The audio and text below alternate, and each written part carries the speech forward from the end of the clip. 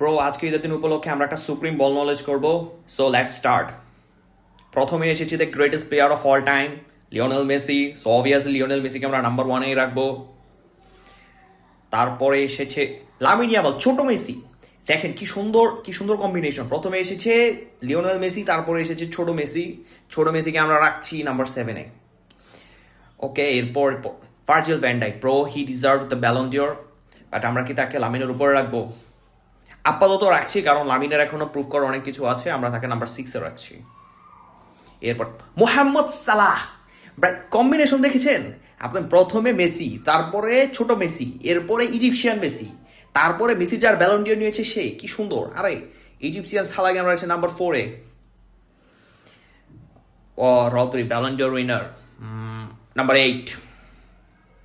এটা নিয়ে অনেক কন্ট্রোভার্সি হবে, বাট না, দরকার নেই। 10। রাফিন প্রো দি আন্ডার ডগ, তারপরে the most under rated player, আমরা তাকে 9-এ রাখছি। সুন্দর যাচ্ছে, এতক্ষণ মতো পারফেক্ট যাচ্ছে। Erling Haaland number 5। এরপরে আসে হাই, ও প্রো কি দারুণ ভাই, আমি তো জিতে যাচ্ছি, নাম্বার 3।